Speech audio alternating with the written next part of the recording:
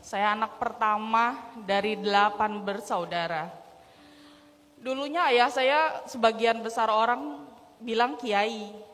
Tapi kami anak-anaknya 8 bersaudara itu jadi sosok yang fatherless. Ayah saya nggak pernah ada di rumah, nggak pernah merangkul sedikit pun anak-anaknya. Adik saya dimasukkan pesantren sama ayah saya sejak umur 3,5 tahun sampai umur 18 tahun. Efeknya dari itu apa?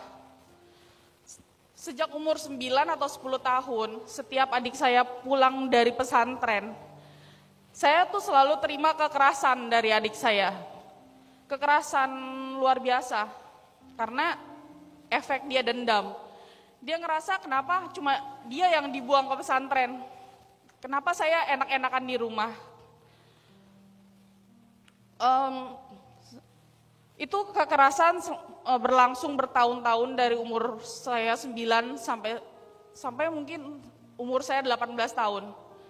Saya mau memutuskan nikah cepat, karena kalau saya nggak nikah cepat, Ustadz, mungkin saya mati. Karena kekerasan yang adik saya lakukan itu luar biasa. Bagaimana saya mau nerima takdir, Ustadz? Bukankah adik saya masuk pesantren itu karena kepatuhan ibu saya terhadap perintah ayah? Perintah ayah itu berdasarkan perintah dari kiainya. Sekarang adik saya punya 3 anak. Dengan segala kekerasan yang sudah dia lakukan, pada akhirnya dia berakhir skizofrenia. Dengan segala kekerasan yang sudah dia lakukan kepada saya, pada akhirnya anak-anaknya jadi tanggungan saya. Dan karena begitu beratnya apa yang saya tanggung, suami saya nggak bisa terima, Ustadz. Dia minta saya pilih keluargamu atau aku. Karena saya nggak bisa milih, saya bilang gini, kamu bisa dapat perempuan yang lebih baik dari saya, tapi keluarga saya nggak bisa dapat anak saya nggak bisa dapat ibu lain, adik saya nggak bisa dapat kakak yang lain, keponakan saya nggak bisa dapat tante. Jadi silakan kamu yang pergi.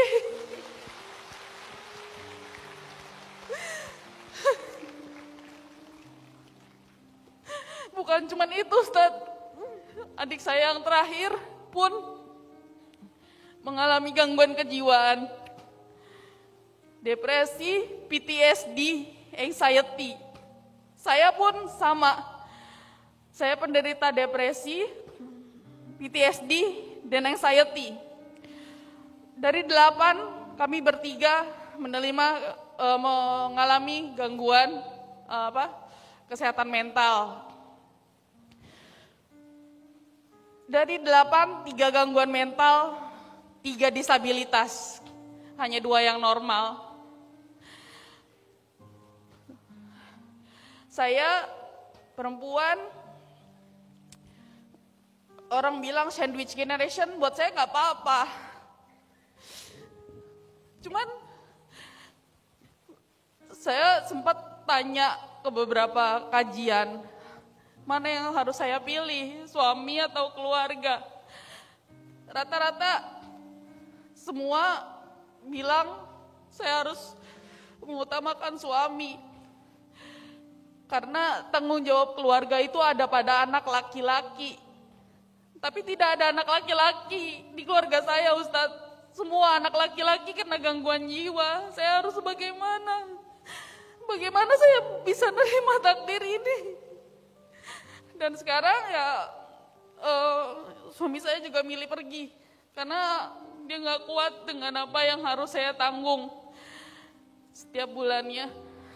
Itu aja Ustadz, jadi memang tidak semudah itu menerima takdir. Teteh AA juga merasakan sekali nggak mudah kalau ada dalam kondisi teteh. Tapi saya akan bilang begini, kalau ada yang nanya, Ahilman, kenapa ujianku seberat ini? Saya menjawab, karena teteh sekuat itu.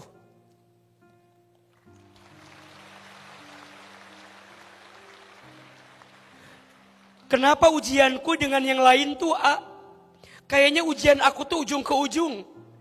Iya, karena boleh jadi dalam pandangan Allah, teteh hatinya, pundaknya lebih kuat untuk bisa mendapatkan ujian itu. Dan percayalah, Allah tidak mungkin menempatkan satu ujian kepada seseorang kecuali Allah tahu hati dan pundaknya kuat menerima itu. La yukallifullahu nafsan illa wus'aha. Allah tidak akan memberikanmu beban melebihi batas kemampuanmu. Allah tidak mungkin memberatkanmu seberat itu kecuali Allah sedang membesarkanmu sebesar itu. Maka mohon maaf teteh yang tadi diuji dari ayah, dari adik, dari suami. Mungkin ini fase-fase yang berat dari semua hidup. Tapi percayalah, makin berat ujian, makin dekat dengan pertolongan Allah Subhanahu wa Ta'ala. Itu rumusnya. Tapi kapan Kapan? Di Quran disebutkan, ada sahabat yang nanya, mata nasrullah, kapan pertolongan Allah itu datang, kapan? Tapi apa kata Nabi? Pertolongan Allah itu dekat. Dekat. Kapan? Nyatanya tuh gak datang-datang. Kalau kita merasa bahwa jauh, makin jauh. Tapi kalau teteh ngerasa makin dekat, mungkin keadaannya gak berubah. Tapi teteh makin kuat menjalani hidup ke depan. Biasanya pelangi itu akan datang setelah badai itu semakin menjadi-jadi dan menghampiri kita.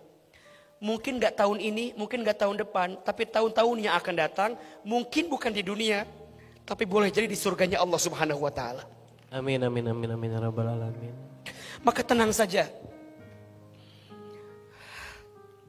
Nabi mengabarkan, orang yang berat ujiannya di dunia, maka nanti akan diringankan hisabnya di akhirat.